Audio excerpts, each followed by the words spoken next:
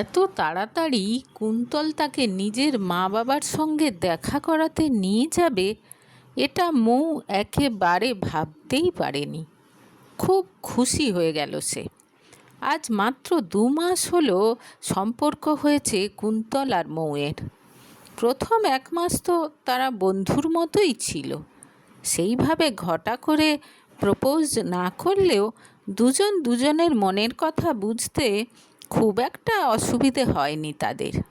কুন্তল যে তাকে খুব ভালোবাসে সেটা মৌ জানে, না হলে এত তাড়াতাড়ি বাড়ি নিয়ে যাওয়ার কথা ভাবতো না। মনে মনে সেও তাই কুন্তলের সঙ্গে নিজের ভবিষ্যৎ কল্পনা করতে শুরু করে দিয়েছে। যাই হোক, কুন্তলের বাড়ির সামনে গিয়ে অবাক হয়ে তাকিয়ে থাকলো মৌ। কি সুন্দর আর কি বড় বাড়ি! সে অবশ্য জানতো কুন্তলের বাবা খুব বড় লোক। কলিং বেল বাজাতে কিছুক্ষণ পর দরজা খুলে দিলেন এক মহিলা। ভেতরে চোখ যেতে একেবারে মুগ্ধ হয়ে গেল মৌ। এসো এসো বলে মৌয়ের দিকে হাত বাড়িয়ে দিলেন মহিলা। ভুরু কুঁচকে তাকালো মৌ। একটা কাজের লোকের এত সাহস কি করে হয়? নিশ্চয়ই মৌয়ের পরিচয় জানে না। এখন শরীর ঠিক আছে তো মা? বলে কুন্তল হঠাৎ সেই মহিলাকে জড়িয়ে ধরল। অবাক হয়ে তার দিকে তাকিয়ে রইল মৌ। এই মহিলা কুন্তলের মা? কি করে হতে পারে? এই প্রাসাদোপম বাড়িতে যেন বড্ড বেমানান মহিলা। রংচটা একটা সুতির শাড়ি পরনে, চুলটা টেনে একটা খোপা করা, মাথায় বড় একটা সিঁদুরের টিপ। মুখে কোনো প্রসাধন নেই, বরং ক্লান্ত বিধ্বস্ত চেহারা। ভালো আছি বাবা, খুব শান্তভাবে উত্তর দিলেন কুন্তলের মা। চারদিকে দেখতে দেখতে সোফাতে বসল মৌ। কুন্তলের মা এসে তার পাশে দাঁড়ালেন। তারপর জিজ্ঞেস করলেন, কি নাম তোমার মা? মৌ কিছু উত্তর দেওয়ার আগেই একটা বাঁচখাই গলা শোনা গেল। তোমার ওসব নিয়ে অত কৌতূহল কেন?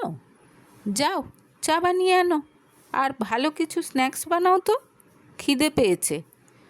মৌ খেয়াল করলো সঙ্গে সঙ্গে মুখের ভাব চেঞ্জ হয়ে গেল কুন্তলের মায়ের।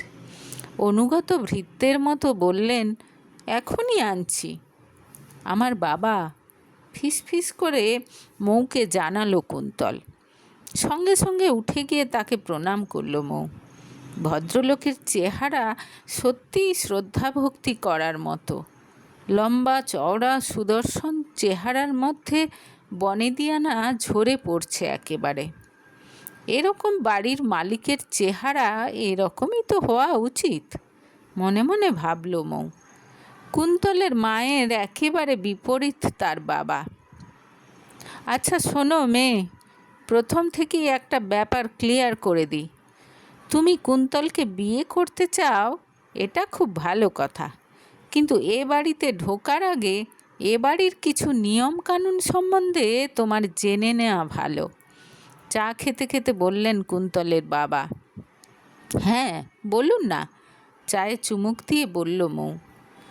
এই যে আজ তুমি আমার সামনে বসে খাচ্ছ, আজই কিন্তু প্রথম আর আজই কিন্তু শেষ। এ বাড়ির মহিলারা কোনো দিন পুরুষদের সঙ্গে এক টেবিলে বসে খায় না। আগে ছেলেরা খেয়ে নেবে, তারপর মেয়েরা।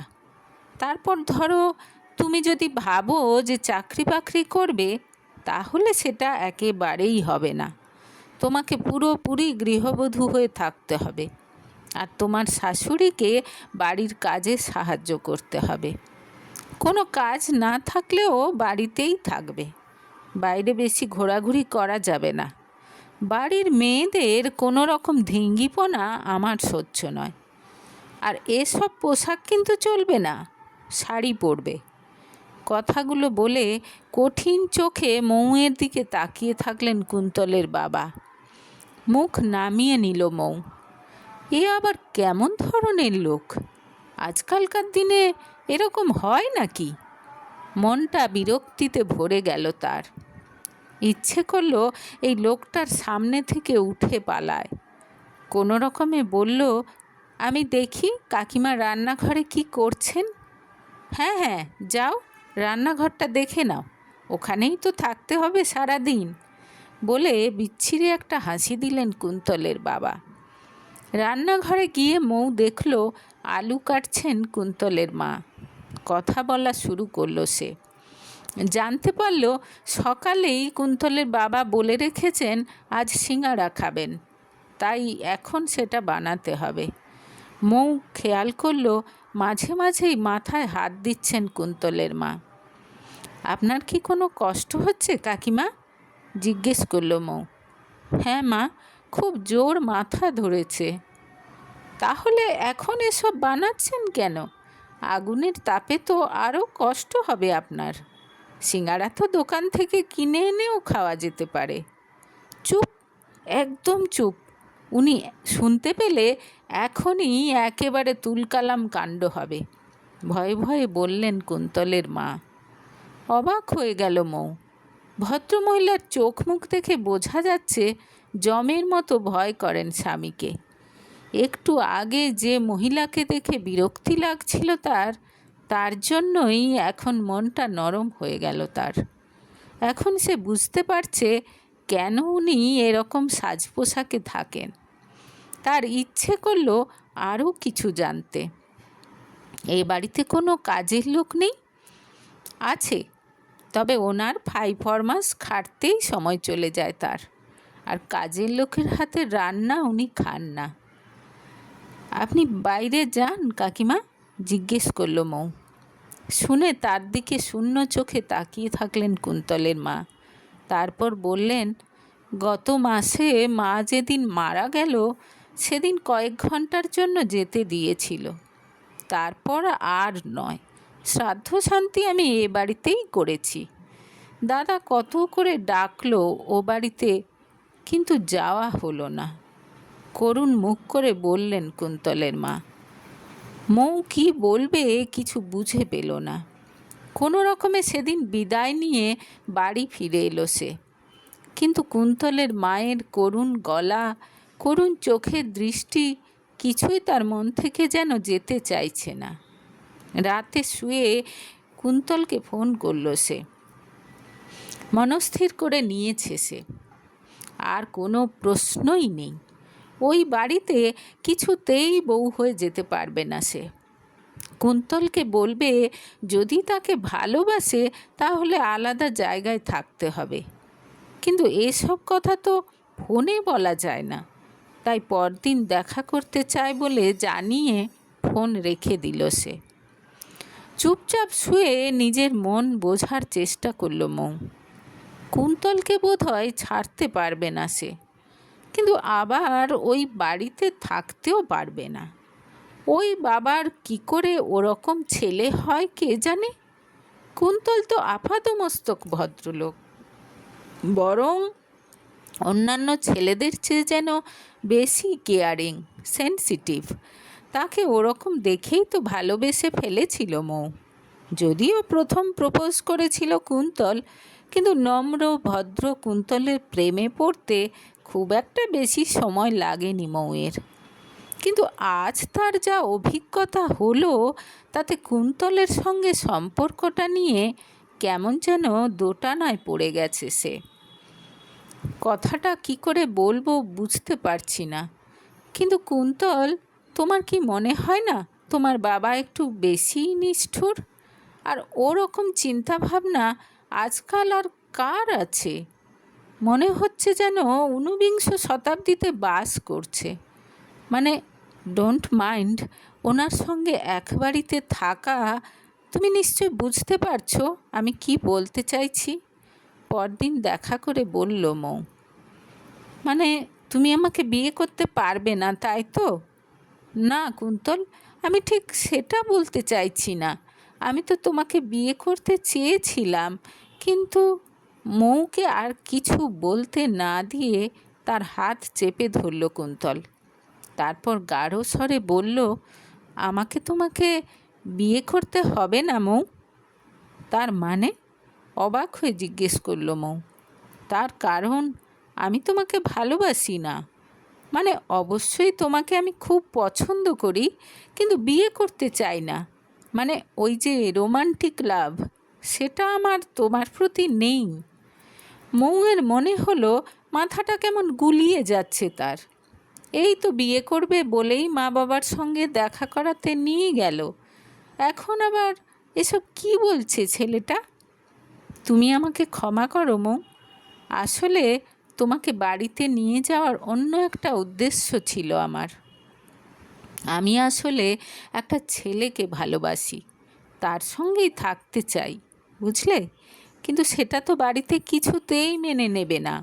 বাবা বেশ কিছুদিন ধরে আমার জন্য পাত্রী দেখে বেড়াচ্ছে। কিন্তু তুমি তো বুঝতেই পারছো আমার বাবাকে এই কথাটা বলা কতটা কঠিন। আমি জানি ওই বাড়িতে আমার আর ঠাঁই হবে না, আমি থাকতেও চাই না। কিন্তু প্রতীক মানে আমার বয়ফ্রেন্ডের বাড়িতে কিছু প্রবলেম চলছে, তাই এখনই আমরা একসঙ্গে থাকা শুরু করতে পারছি না। আমরা একটা বাড়ি ভাড়া নিয়েছি, টুকটাক জিনিসপত্র কেনাকাটা করছি, কিন্তু আমাদের অন্তত আরও 2 মাস লাগবে। এদিকে বাবা একেবারে ব্যস্ত হয়ে পড়েছে। তো এরকম পরিস্থিতিতে বাবাকে ঠেকাতে আমার তোমার সাহায্য নেওয়া ছাড়া কোনো উপায় ছিল না। আমি জানি আমি তোমার ফিলিংস হার্ট করেছি, কিন্তু প্লিজ আমাকে ক্ষমা করে দিও। কুন্তলের কথা শুনে একেবারে হতভম্ব হয়ে গেল মৌ। এরকম তো সে একেবারেই আশা করেনি। এ আবার কি উদ্ভট প্ল্যান! ক্ষণিকের জন্য নিজেকে কেমন বোকা মনে হলো মৌয়ের। কুন্তলের ওপর খুব রাগও হলো। তারপর হঠাৎ একটা অদ্ভুত অনুভূতি হলো তার। মনে হলো নিজেকে যেন বেশ হালকা লাগছে। সেদিন থেকে বুকে যেন একটা পাথর চাপা হয়েছিল তার। তার নিজের বাবা অত্যন্ত উদার মনের মানুষ, মেয়েকে স্বাধীনচেতা হতে শিখিয়েছেন। সেখানে কুন্তলের বাবার মতো একটা মানুষের সঙ্গে 1 মিনিটের জন্য কথা বলাটাও তার কাছে শাস্তির সমান। না, কুন্তলের উপর অতটাও রাগ করার বোধ হয় কোনো প্রয়োজন নেই। কিন্তু তুমি তো আমাকে প্রথমেই বলে দিলে পারতে, আমি খুব খুশি হয়ে তোমাকে হেল্প করতাম। শুধু এটুকুই বলল সে। প্রথমে ওরকম বললে মোটেও তুমি রাজি হতে না। তবে আমি জানি তোমার সঙ্গে অন্যায় করেছি। তুমি সত্যিই খুব ভালো মৌ। তুমি চাইলে আমরা ভালো বন্ধু হয়ে থাকতে পারি। কুন্তলের প্রস্তাবটা খুব একটা মন্দ বলে মনে হলো না মৌয়ের। একটু ভেবে নিয়ে সে বলল, ঠিক আছে, কিন্তু আমার একটা শর্ত আছে। তোমার মাকে ওই নরক থেকে বার করে নিয়ে যেতে হবে তোমাকে। ওনাকে দেখে সত্যিই আমি খুব কষ্ট পেয়েছি। মৌয়ের কথা শুনে উজ্জ্বল হয়ে উঠল কুন্তলের মুখ। আবার মৌয়ের হাত ধরে সে বলল, কথা দিচ্ছি মায়ের জন্য কিছু না কিছু নিশ্চয়ই করব। ঠিক 2 মাস পর নিজের বয়ফ্রেন্ডের সঙ্গে অন্য একটা ফ্ল্যাটে গিয়ে থাকতে শুরু করে দিল কুন্তল। তার আগে অবশ্য মাকে মামার বাড়িতে রেখে এসেছে সে। বলে দিয়েছে 3 মাস পর মাকে নিজের কাছে নিয়ে যাবে। ততদিন যেন মায়ের কোনো অযত্ন না হয়। সে প্রতি মাসে টাকা পাঠাবে, আর প্রত্যেক রবিবার এসে মায়ের সঙ্গে দেখা করে যাবে। ভাইপো ভাইঝিদের সঙ্গে থাকতে পেরে খুব খুশি তার মা। খুশি হলো মৌও।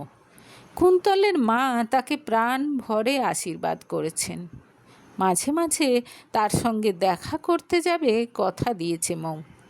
জীবনে প্রথমবার কারো জন্য কিছু করতে পেরে খুব আনন্দ পেয়েছে সে। আর এই কয়েকদিনেই কুন্তল তার এত ভালো বন্ধু হয়ে গেছে যে বলার নয়। বন্ধু তারা আগেও ছিল, কিন্তু এখন মৌকে সারাদিনের গল্প না বললে যেন শান্তি হয় না কুন্তলের। এমনকি সঙ্গী প্রতীকের সঙ্গে কোনো রকম মন কষাকষি হলে আগে সেটা মৌকেই জানায় সে। মৌ তাকে সান্ত্বনা দেয়, আজকাল মৌ বোঝে দুনিয়ার সব সম্পর্ককে এক মাপকাঠিতে ফেলে বিচার করা একেবারেই উচিত নয়। কিছু কিছু সম্পর্কের তো কোনো নামও হয় না, শুধু মানুষগুলো এসে আমাদের জীবনকে চিরতরে পাল্টে দেয়।